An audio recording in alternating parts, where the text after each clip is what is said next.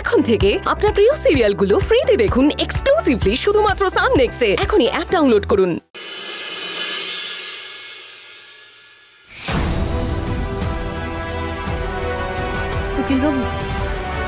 ও ডালিমা, আমি তো তোর জন্য অপেক্ষা করছিলাম। হ্যাঁ, আমি না খুব বিপদে পড়ে আপনার কাছে এসেছি। একমাত্র আপনিই পারবেন আমাকে সাহায্য করতে। আচ্ছা, কি সাহায্যের কথা বলতো দেখি মা, মানে কি হয়েছে? আসলে ভালো বাবার না অফিসে চুরি হয়ে গেছে। মানে কি, আমি তো কিছু বুঝতে পারছি না, চুরি কি করে হতে পারে? আরে দাদার ওই টাকাটা তো দাদার নিজের অফিসের কেবিনের লকারে ছিল, আর ওই লকার কত হাই সিকিউরিটি। দাদা বাইরের লোক তো এই কাজ করতে পারবে না। কি রে দাদা, কিছু বল। বাইরের লোক নয়, খুব কাছের মানুষ চুরি করেছে। নামটা বলুন। শেখর মুখার্জি। কাল হিয়ারিং এর ডেট। আমি কিচ্ছু বুঝতে পারছি না আমি কি করব। এই মুহূর্তে একমাত্র আপনি পারেন আমার ভালো বাবাকে বাঁচাতে। কিন্তু আমার পক্ষে তো এই কেসটা লড়া সম্ভব হবে না ডালি। মানে আজ রাতেই একটা জরুরি কাজে আমাকে বেরিয়ে যেতে হচ্ছে। আপনি প্লিজ না করবেন না, আমি আপনার কাছে হাত জোড় করছি। এই মুহূর্তে আপনি সাহায্য না করলে আমি আমার ভালো বাবাকে বাঁচাতে পারবো না। শেখর বাবুকে আমি বহুকাল ধরে চিনি, আমি কিন্তু নিশ্চিতভাবে জানি ওনার পক্ষে এরকম কাজ করা সম্ভব না। এই কথাটাই না কেউ বিশ্বাস করছে না, আর আমার হাতে সেরকম প্রমাণও নেই। আপনি প্লিজ আমাকে সাহায্য করুন, কিছু একটা করুন আপনি। তুই একটু শান্ত হ, আমি তোকে কয়েকটা নাম্বার সেন্ড করছি, তুই ওনাদের সঙ্গে একটু কথা বলে দেখ, একটা না একটা ব্যবস্থা ঠিক হয়ে যাবে।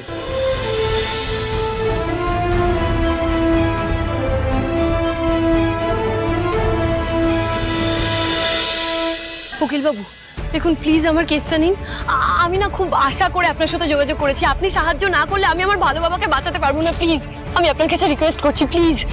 দেখুন, আমি কোনোভাবেই দেববর্মন পরিবারের এগেস্টে যেতে পারবো না, কারণ এটা আমার কেরিয়ারের প্রশ্ন। Sorry madam. আমি বুঝতে পারছি, কিন্তু আমার একবার কথা শুনুন উকিল বাবু, আমার কথাটা শুনুন প্লিজ। উকিল বলছি একটু শুনুন না প্লিজ। বলছি আমি না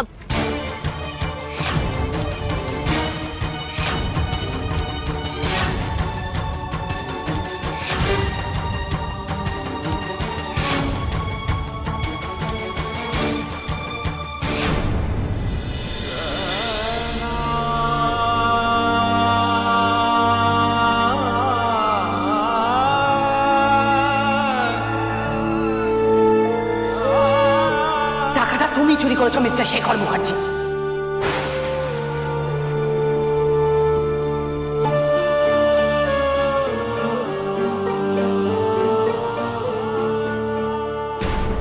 আমি বুঝতে পারছি না আপনারা সবাই কেন না করছেন। আচ্ছা, একটা নির্দোষ মানুষকে বাঁচাতে তার পাশে দাঁড়াতে আপনারা না করে দিচ্ছেন।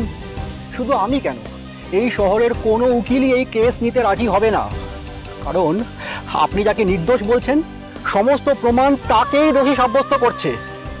আপনার ভালো বাবাকে কেউ বাঁচাতে পারবে না।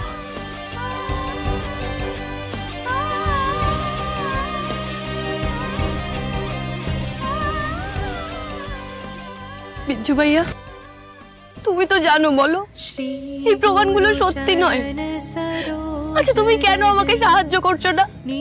কেন আমাকে সত্যিটা সবার সামনে তুলে ধরতে সাহায্য করছো না? ও বিজ্জু ভাই, আমার পথ দেখাও না, কিছু একটা করো, নাহলে একটা নির্দোষ মানুষকে না শাস্তি পেতে হবে, আর আমি সেটা কিছুতেই সহ্য করতে পারবো না। প্লিজ।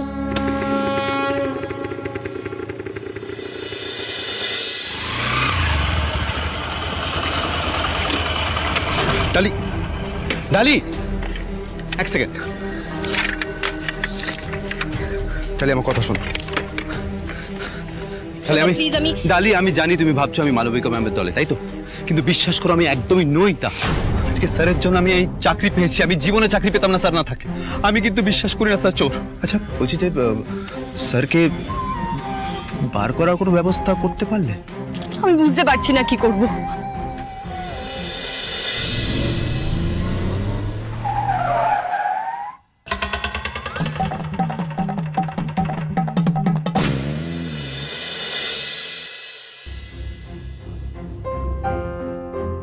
বাবু, দুটো টাকা দাও না, সকাল থেকে কিছু খাইনি কো।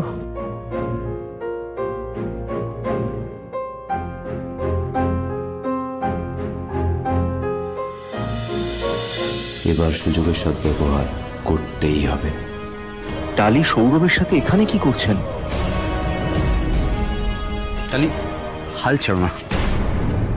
দেখো স্যারকে নির্দোষ প্রমাণ করতেই হবে, আর সেটা যদি কেউ পারে একমাত্র তুমি, তোমার দ্বারাই সম্ভব।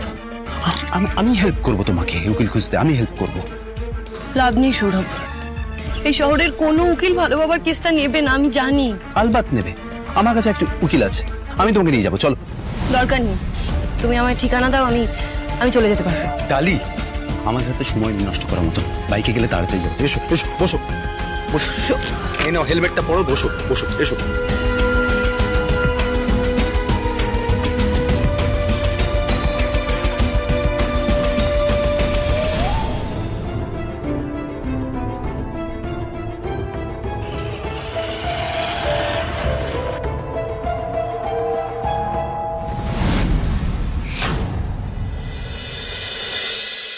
আপনি নিজে কোনোদিনও এই সম্পর্কটা মেনে নিয়েছেন?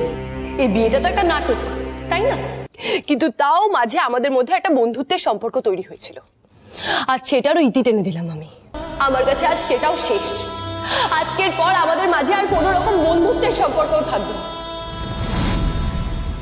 আজকের পর থেকে আমি আপনার আর আমার মাঝে একটা অদৃশ্য প্রাচীর তুলে দিলাম।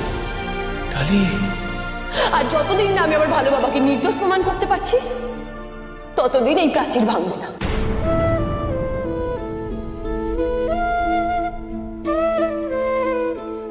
রক্তিম, হ্যাঁ আমি ডেটা চেক করছিলাম, শেয়ার মার্কেটের অবস্থা কিন্তু বেশ খারাপ, মেজরলি ফল করেছে। আর যদি এইভাবে চলতে থাকে তাহলে কিন্তু আমাদের কোম্পানির লোকসান কিন্তু বেড়ে যাবে। তোমার কি কিছু হয়েছে রক্তিম? না মানে ঘোষ,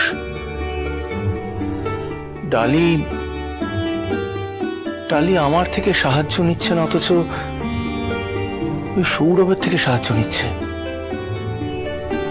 জানি না, সামহাও আমার মুখটাই দেখতে চাইছেন না উনি। না না রক্তিম, তুমি কিন্তু ডালিকে ভুল বুঝছো। দেখো মেয়েটা দিশেহারা হয়ে পড়েছে। সকালে আমাকে ফোন করেছিল যে আজকে অফিসে আসতে পারবে না। ওর ভালো বাবাকে বাঁচানোর জন্য ও একেবারে জান প্রাণ উজাড় করে দিচ্ছে। তোমার কি মনে হয় রক্তিম যে শেখর মুখার্জি এই কাজটা করতে পারেন? ভালো বাবা,